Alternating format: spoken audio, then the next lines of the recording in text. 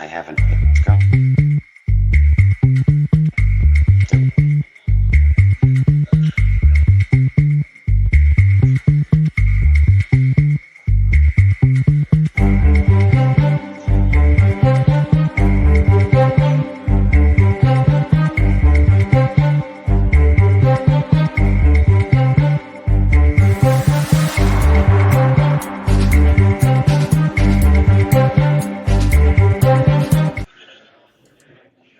Jackpot! Hey, welcome everybody to Team Tim. I'm here in hot, sunny Las Vegas at ScaleCon with Tech Tribe. It's been such a hot minute since we've actually done a Team Tim. Fortunately, I have an opportunity to be here today, and we're really excited to talk about one of my favorite topics, which is governance. Governance. Yeah, exactly. So I'm gonna try to play with the layout here on the phone, and we'll kind of This is a give good layout. everybody This is a give good everybody layout. an opportunity to chime in. Mr. Schnurr, you can start first, and we'll just kind of go around the room. Yeah, absolutely. So I wasn't sure if Tim was going to jump on today, but he found a nice quiet place, and we're excited to hear about governance. I think the catalyst for this show was him in his previous company, or it's really the same company, but the company changed its name. Tagline was "We sell governance as a service," and I was like, I'm not really sure I know what governance means and what you mean. Is everyone kind of seeing eye to eye on what is governance? So that was really, that spawned the show. It's been a couple weeks here. Been on the conference circuit. Certainly, I saw Matt Webster last week. We had a great time in New York City at the Joint Metro conference, both speaking and jumping into each other's tracks. So that's what I've been up to, helping seniors and retirees with hardened laptops, small companies. I like to call them micro companies, less than 5 individuals. Some of these companies are using the product. So things are going well. But why don't we go around the room? Jesse, you'll go last. Rich, you want to go first, then go to Matt? Sure. My name is Rich Connor from Louisville, Kentucky.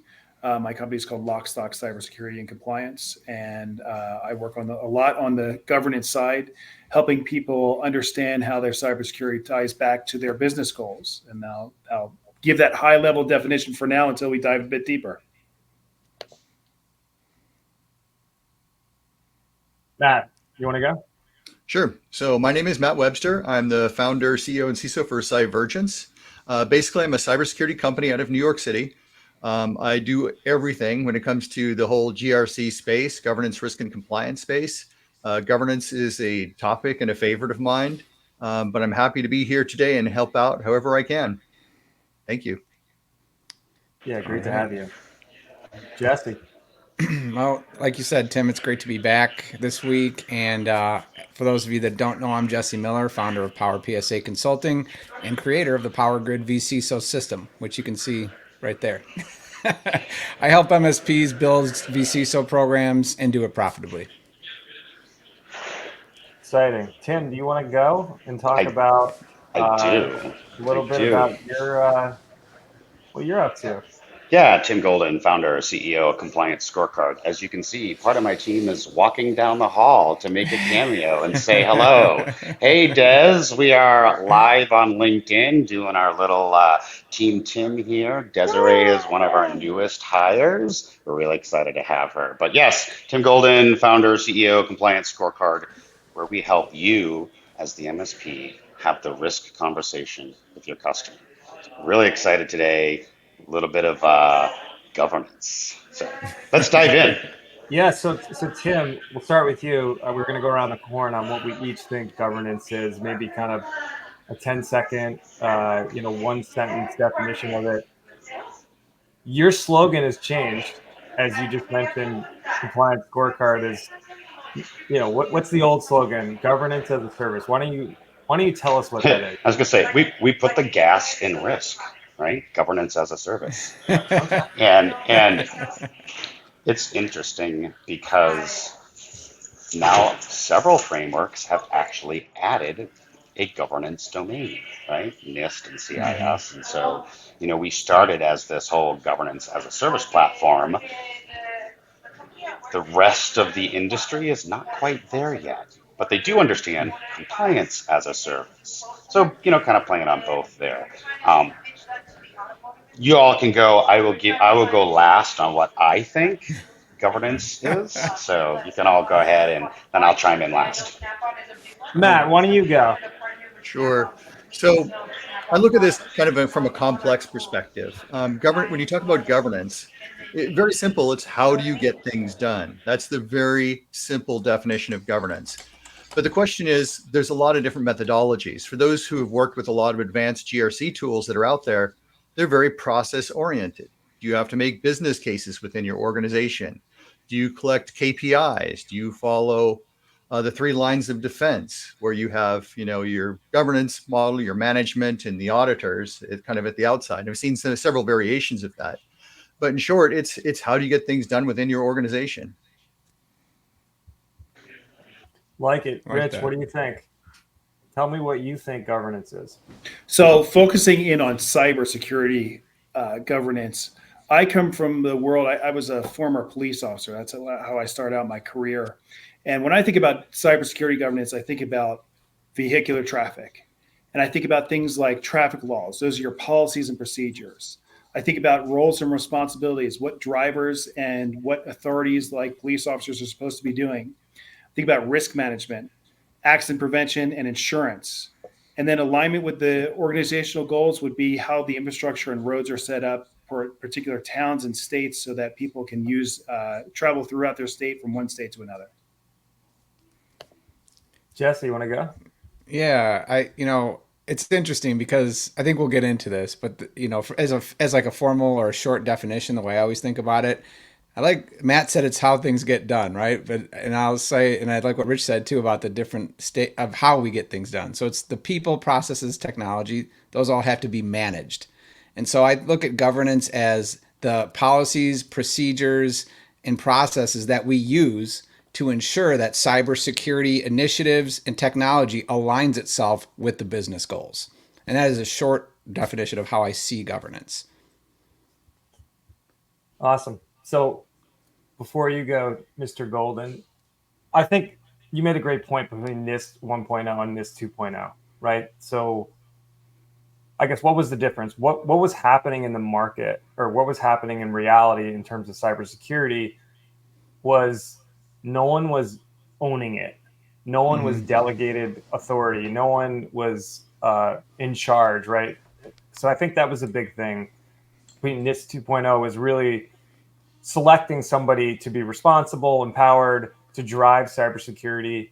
Obviously, there's more to that, but I think it's really that catalyst, that initiating action really was when I think about governance. So, Mr. So, Golden, you are back off mute. yeah, so I love this comment because he's literally, and I can't see because it says LinkedIn user, literally using my words, which is to govern. The root word is to steer. And when I think of governance, when I think of governance as a service, I think of it as the MSP helping to steer or helping to govern the customer to better business outcomes, to better business risk outcomes, to steer that conversation. So when I think of Mm-hmm. governance as a service, I think of it as steering the ship. And we have some processes that we might get into about how that can actually be accomplished with MSPs facilitating that work. Steering the ship as a service. I like it, Tim. Yeah, I'm just going to keep branding words, all Sass. Exactly. Spending a lot of time at the USPTO. Yeah. Mhm. So sounds like carrots and sticks, Tim, in terms of incentives and punishments, I guess, to some degree, but as a service. Um, why don't we dive in a little bit more? Matt, I'm fascinated with your business and how you approach companies you work with in terms of cybersecurity. Talk a little bit about where governance plays a role. I guess, at what point in the conversation do you get to know the business owner? You engage. At what point are you actually trying to shape governance, right? Or shape these, um, as you said, these carrots and sticks, these kind of like policies that are driving intended behavior. So go ahead. So I look at it as a bit more complex than that. You asked me who do I talk to? It depends on the customer. I mean, I've got things like programs to educate CISOs to make them a little bit better and focus on things that they're doing. I've got a program too where I'm educating board of directors and things like that. But it shouldn't just be about carrots and sticks. It should be about inspiring people to do better.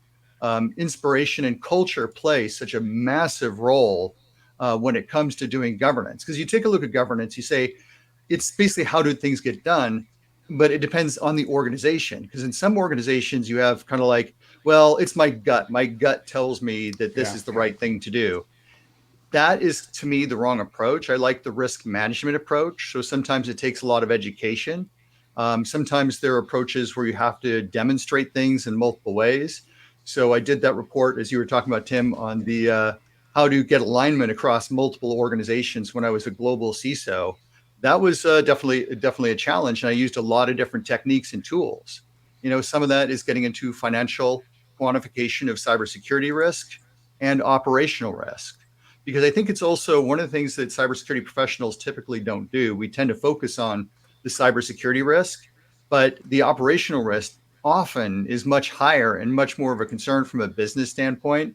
And it's about making sure that you're in line with them. So I talked a little bit about the qualified and quantified risk assessments and how they should be aligning with one another. That's done at the business level. The cybersecurity professional does not make that decision. So Mm-hmm. there's a whole slew of different activities that are involved in trying to create that alignment. I'm a big fan of business impact assessments, and I think that's really important to do BIA. because you've got to make, yeah, the BIAs, you've got to make sure that you're doing things in line and meet their expectations. But of course, sometimes the business is wrong. I just put out an article on LinkedIn a little bit ago where basically it's a 4-time fold increase from what businesses typically expect the cost is going to be to remediate that. And I see this all the time. There's a lot of misjudgments here and there on what it's going to take to get things done. But it's about how do you create alignment? How do you create questions? Like sometimes I take off my cybersecurity hat, and then I'll put on a risk management hat and start asking questions. What happens if this takes place? What if your whole cloud environment goes down? What if this happens? It's about a lot of different things, and how do you create that, and how do you get away from that gut judgment to something that's a little more fact oriented? And so, using things like key performance indicators, key risk indicators, and trying to create that holistic context where people are talking to one another and getting things done. Because as security professionals, we know a lot. We don't know a lot about the business quite often, and it's about creating that right alignment across the organization that's going to start getting the buy-in for people to do things in the right way. So Yeah. that's a short story. I could go on and on, but I want to give people a chance to jump in there. So Yeah, no, I think we talked about. I love the what if conversation, and Jesse talks about it as well. And you saw Tim and Jesse and Rich. We all nodded on the business impact assessment, right? Like really, that's where you resonate with the actual what the business does and what the problems are and what's at risk. So, Jesse, you have thoughts on that as well? Yeah. So, I pretty much I was in lockstep with everything Matt had to say, right? So I'm not going to rehash that ground, but I do want to talk about something for people that are watching and are still kind of like, well, that all sounds great, but like, really, what is governance? Like, we talked about, like, as a concept, what it is, but what does governance look like? Right. So Mhm. there's all these pieces, all these tactics we're using to achieve governance. And Matt touched on this, right? So for those that don't know, I want to talk about the 3 lines and help people understand that. Like that's the 3 lines of defense model is used in corporate governance a lot of times in corporate cybersecurity, but it's something that can be easily applied and easily understood as you think about these things, right? So you have 3 lines. And it's interesting, we talk about governance in government, are very similar to the 3 branches of government in America. So you have your line 1, which is your management. They're like the executive branch, right? They're responsible for executing and deciding on risk, like Matt said. Then you have line 2, which is like your policy development and your processes and your procedures. It's like the legislative branch is who's creating laws. And then you have line 3, which is independent audit or internal audit. So audit ensures that the decisions we're making and the policies we're setting are actually being done and interpreted properly. So if you think about those 3 lines of defense, and now when you hear someone say, "Oh, that's a line 3 function," you don't have to feel all scared by that. They're talking about audit, right? So when we talk about what is governance and what does governance look like, you take that model and you lay it across all those different things that we talked about and start aligning those into categories. And that is really the core set of principles that you need to operate underneath to make sure you have a true governance program for your business. And my work is done here. I always wonder what internal auditors do, Jesse. So that helps. I think they fight with everyone. Is that right? Or Pretty much. Yeah. Spot on. Right. I love how you all sum that up, right? For those of you that have been following me, like this is what we've been preaching here for the last almost 2 years now, and so to hear others like Jesse, Matt, and Rich summarize it, succinctly like that, my work is done here. It's I'll plug Right of Boom, the cyber call. They just did a big thing on business impact analysis. There's a couple more pieces coming out from our good friend Andrew and Brian Blakely and a couple of other folks. Right of Boom, the cyber call around BIAs, around business impact analysis, around incident response planning. And I'm loving to see that our community and our industry is actually starting to get it, to make strides in it, to understand that it's not going away. But I'll pivot just briefly and say, how do we do that in practice, right? How do we do that as MSP practitioners? And not to plug what I'm doing, but as I thought about this over the last 20 years and had to do this work, as an MSP or as a CISO or as a CTO or whatever, I came back to, well, it was these things, it was these steps, right? And it's kind of like our mantra, right? We call it our 4 A's, and I can get into all of that. I don't want to continue to plug me or our platform, but it's the process, right? And real simple: alignment, authorization, adoption, and assessment. At least that's how we define actual day-to-day practitioner functions. Great, we know we need to govern, we know we need the 3 lines like Jesse and Rich and whatnot were saying, but how do we do that in practice on a day-to-day basis? And we can dive into that if you all have questions around that, or you can go watch one of my other zillion live streams. Rich. Yeah, Talk I about, think, Tim, you've talked about this a few times before. a little bit. Just a gobble. What were you going to say, Tim? I wanted to ask your thoughts. When you work with clients, how does it come up? Like where is it? Do you even use the word governance, right? Like, as you said, it's such a nebulous term. Like where is it driving your actions and their responses, I guess. So. Sure. I mean, it's not always a word that's used explicitly. It depends on the audience, but the very first time that this shows up is typically a business impact analysis. That's a very good starting point, is running through, figuring out what those business processes are. Someone in the chat, Pete, mentioned that without a business impact analysis, there's no way to ensure the organization is focusing on the right controls. Furthermore, without the business impact analysis, you don't know what's important, what is the most critical, and how to actually rank order where the most critical controls need to be. So that's where that starts. And I wanted to kind of talk a little bit, go back to the vehicular traffic police analogy. Suppose you've got a new effort, the city they're building a new university and they want to send traffic in and out of there. Well, somebody's going to be designing that, and let's suppose that you're consulting on this project and you want to talk to whoever's leading this effort, and you ask them what their needs are. and they'll say, well, we've got this thing. We want to throw in a circle, a roundabout in there, and everything is looking good. But you continue your discovery, and you end up talking to the cop that's been on the force for 30 years, and he goes, "Good luck with that. The circle we tried back in '89, I'll tell you all about how that went." So governance needs to run all the way through. You need to talk to the people that know what's going on at the organizational level when you're talking through your business processes and how to secure them and then get them aligned up with those organizational goals. You need to make sure that those goals are able to be achieved. And for that, it needs to go from top to bottom.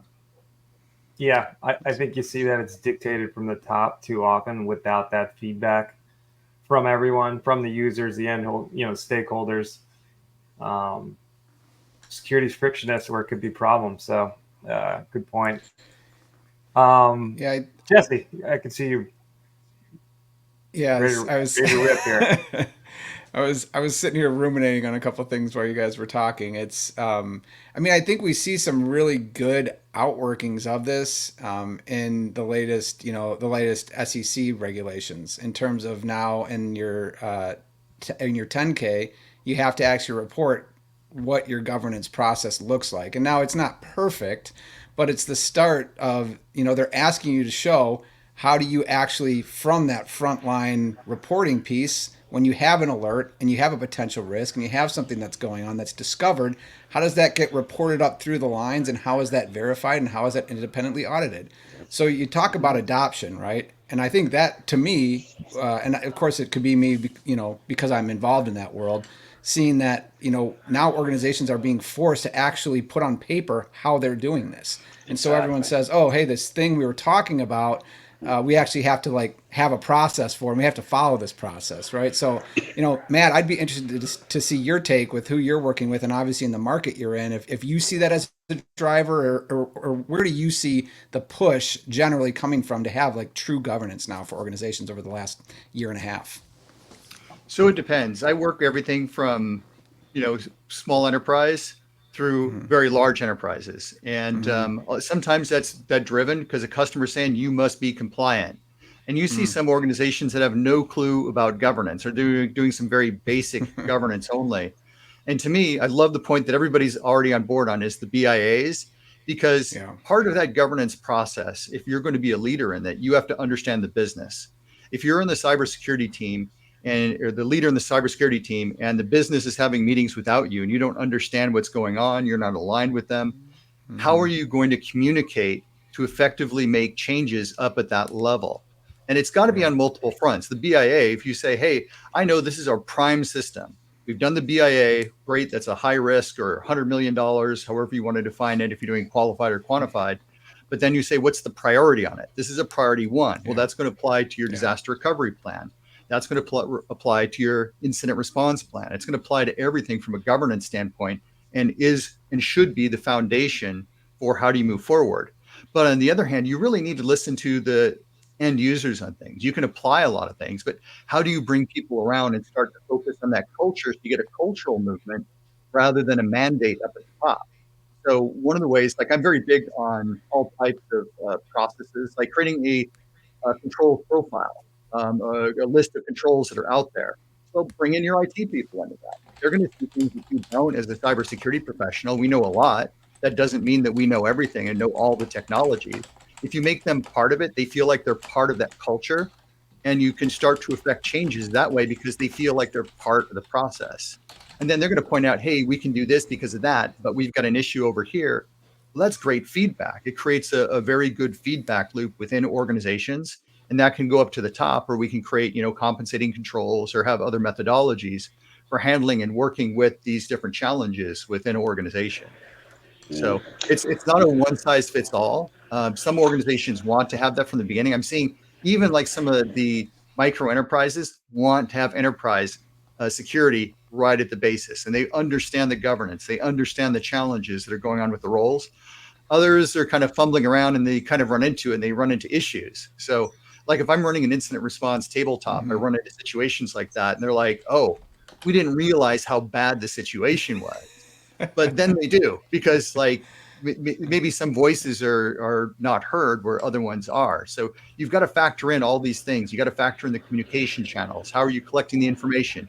Do you have anonymous feedback forms? I mean, the list of things goes on, but I'll let some others jump in here. So Yeah, put it under fire. Tim, go yeah, ahead. Yeah, yeah. So, let's, and I love what you're saying, right? Bring it back to the MSP, bring it back to those practitioners as an MSP that have thousands of things going on all the time. And, kind of, I don't want to use the word dumb it down, but starting with the BIA, perfect. But where do we go from there, right? And the key word that I picked up on, Matthew, was alignment, right? That is the first part of our process, right?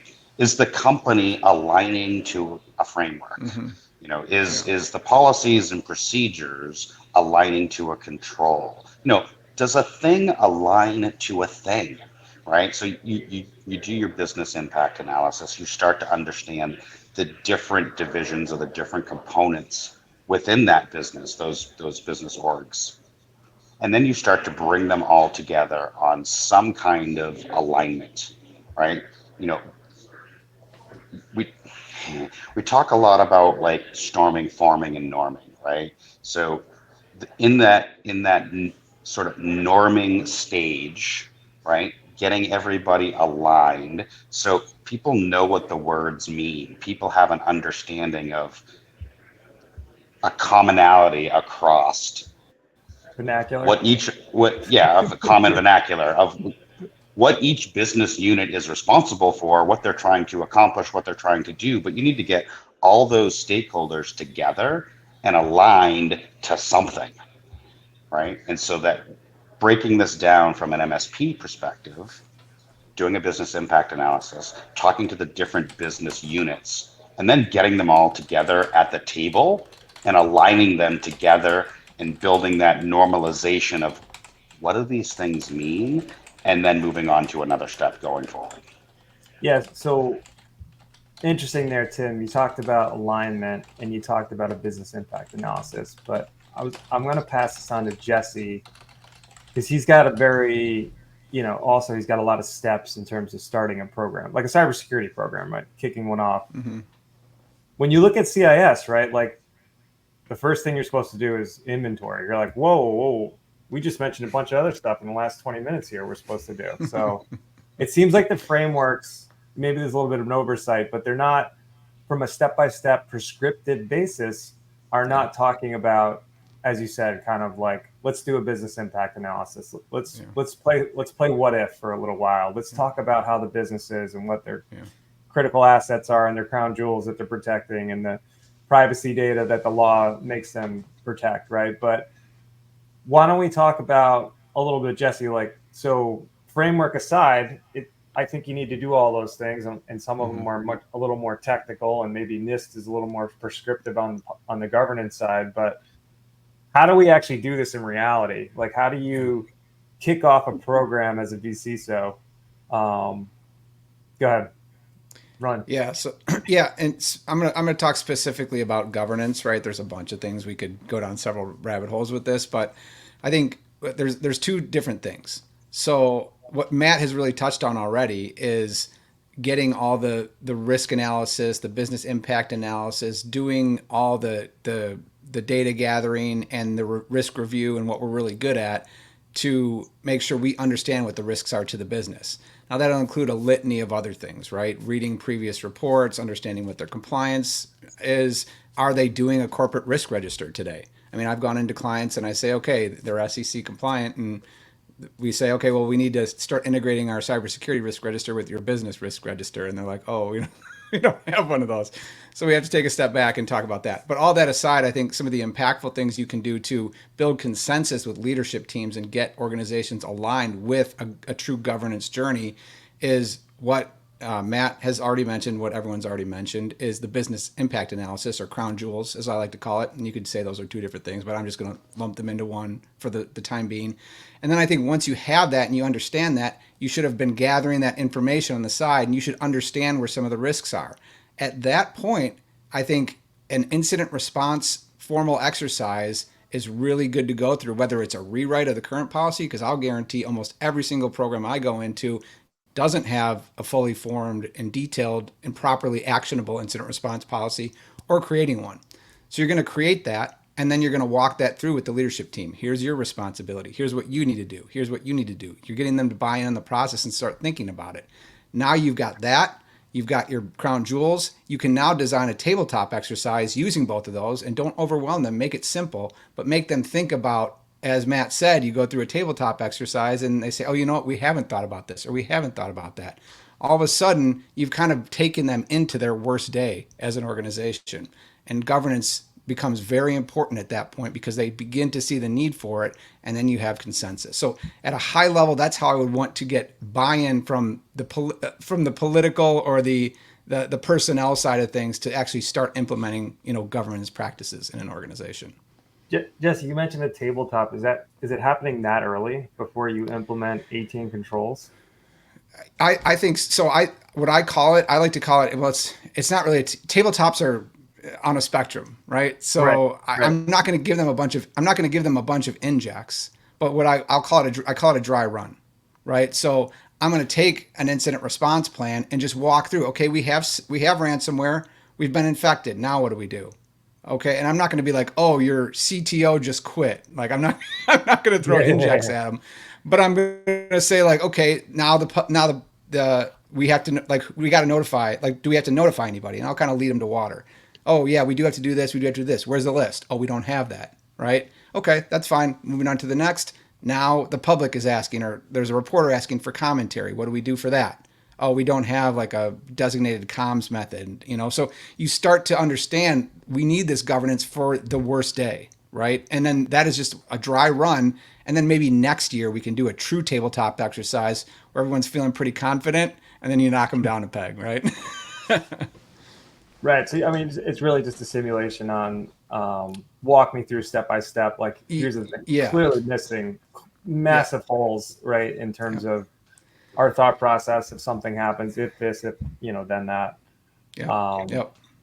Rich, so I think yeah, go ahead, Jesse. I was going to say, I think that's a very impactful step you can do that is going to and that gets you visible with the leadership team too. So you're showing a ton of value when you do that as well.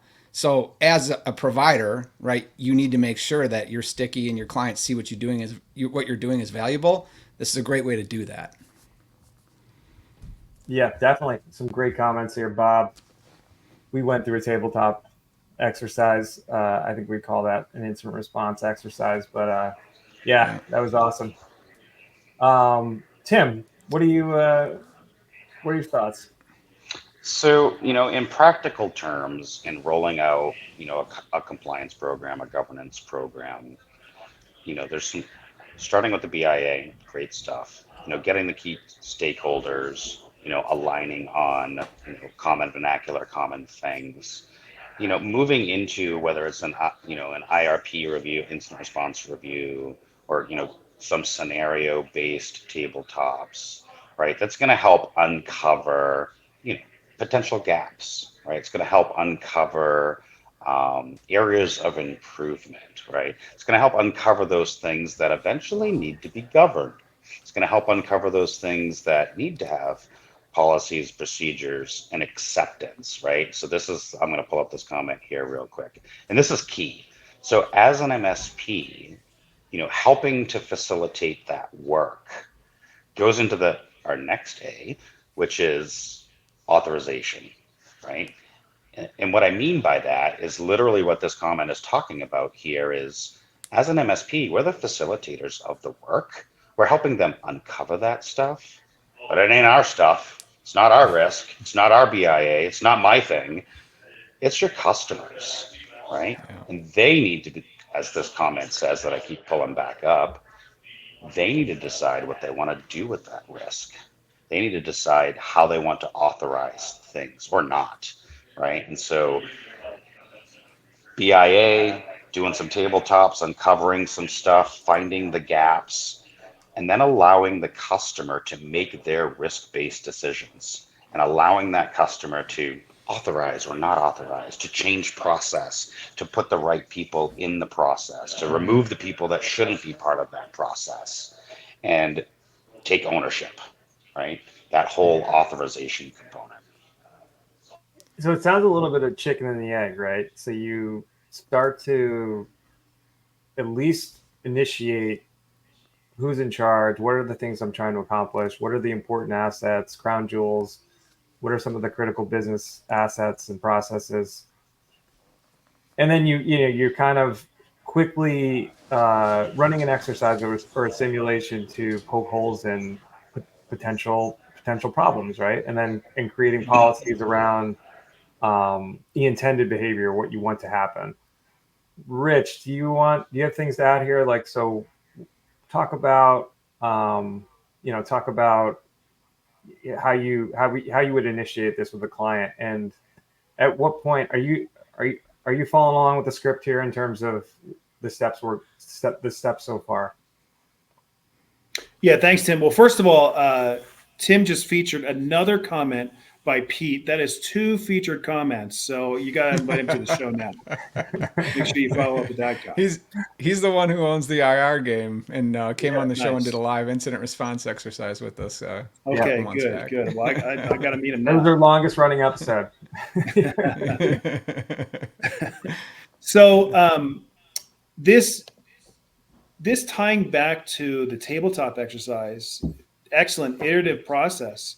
And I think the right approach here is to follow what NIST says to do. And they have a publication called the IR 8286D.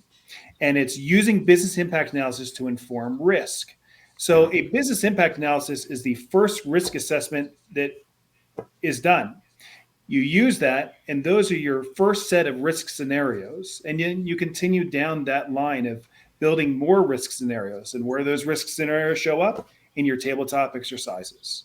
So I think Jesse's right on point there with moving that tabletop exercise left. Let's run through one of these scenarios from front to back. Awesome. Matt, so go, you've run through a tabletop exercise.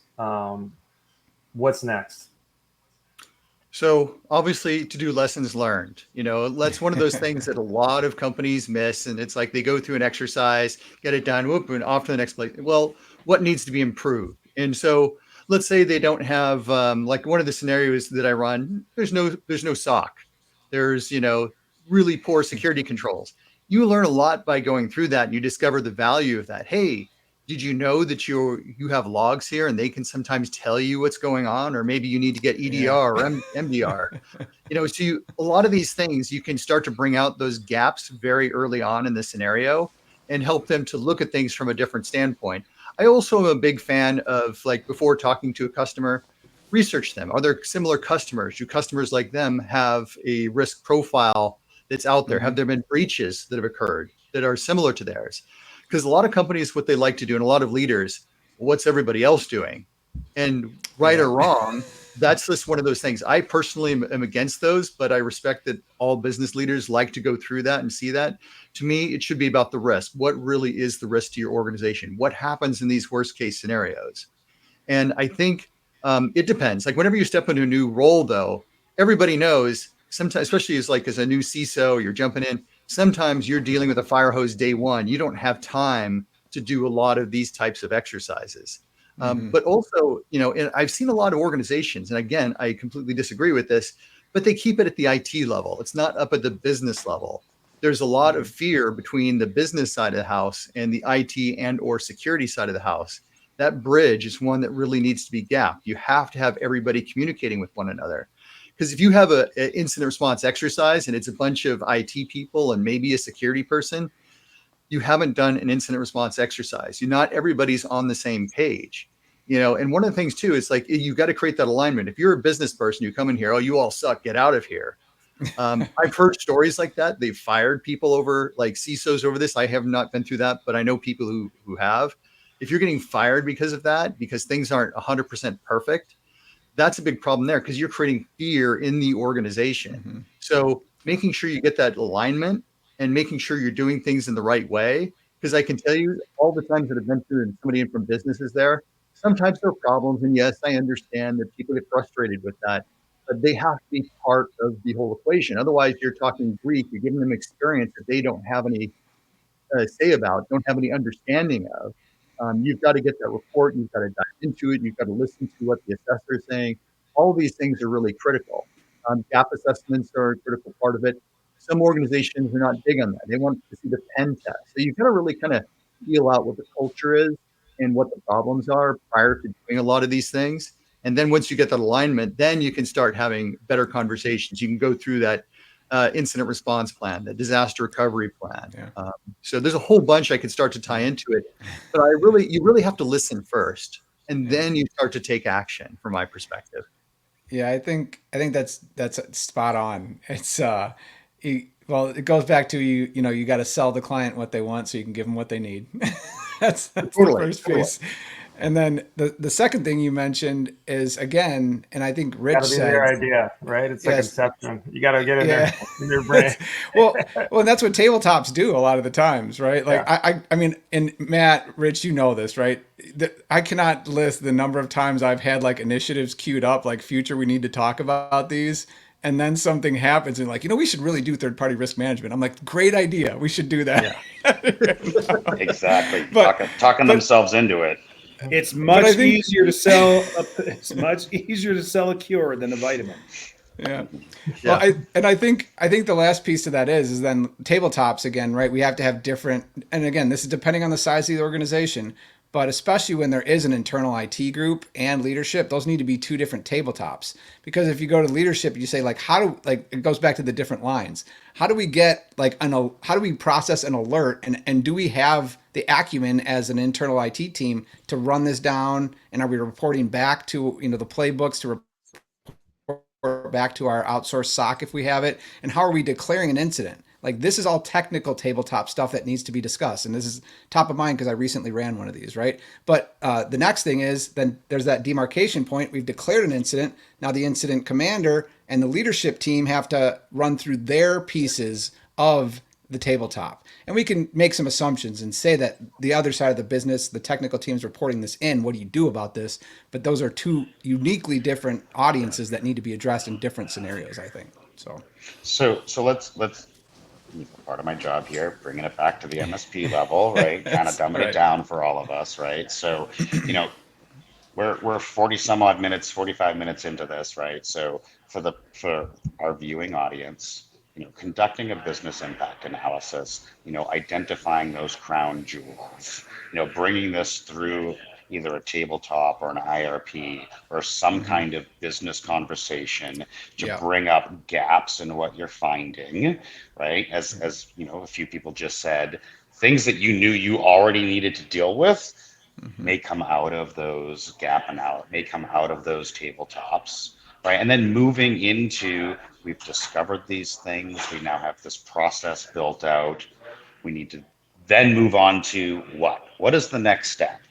Impact analysis, do some tabletops and uncover some stuff, make sure people are all aligned. What next? Can I go? All Yeah. right, Jesse.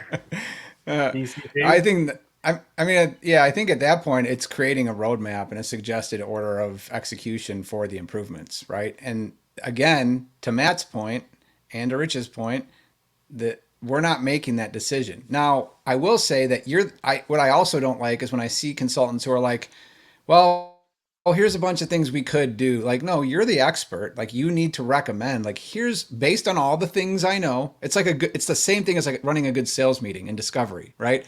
Based on all the things I know about this company so far and the risks that we have and what we've done, here's my suggested order of importance and priority based on all these risks and this data. Here's what I think. And that's what the leadership team wants because you've given them something to poke holes in. So you can't get offended. They're gonna be like, "Well, this shouldn't be number one. This should be number three." You're like, "Great, let's do both." So I think then working with the leadership team to build consensus and get a final roadmap, and then start to execute against that. So to answer your question, Tim, I think that would be the next step. Awesome. Love Tim, that. And that's kind of where my brain was going. So, yay, Yeah, thanks for reading my mind again. it's got his poem in the comments it's here, like we've been but it's like we've been friends for a while. Yep. Yeah. So we didn't talk about this, but I just wanted to circle back. One thing I think we missed as well. You talked about critical assets. We talked about critical business processes. Matt actually did something very similar to what Jesse did in his talk last week. He was talking about, from a risk management perspective, he was talking, likelihood of event, right? And really handicapping those risks and really putting almost a dollar value on the risks. So we probably do that maybe before we get into even the, an exercise, we'll call it, on what could go wrong. So, and then, now we're at this point where you guys mentioned a poem or like a roadmap. Jesse, or I could ask, we can go to Rich on this. Like, do you customize that? Is it based off of the framework exactly? I think we're at that framework point where like we're starting to choose controls. And how do you choose controls? Is that for me? Yeah, go ahead, Rich. Sure. After you've deployed your governance, and you're done doing the monitoring and enforcement of it and doing your evaluation and improvement along the way, you should start looking at maturity. What's your maturity level? How do you capture that? Are you doing things in a reactive way where the policies just exist and sometimes they're followed, sometimes they're not? Is a little bit better than that, where you have the policies and procedures in place with defined roles and responsibilities, and you have regular monitoring and enforcement? Or do you have it optimized, where things are fully integrated to all lines of businesses? It's really understood what's going on because you have continuous monitoring. So going back to that maturity model and seeing where you are today and setting plans for the future to get to where you need to go, in the same vein of a poem. Awesome. Matt, thoughts? Yeah, no, I think that's a really good avenue, because one of the things too I've seen in different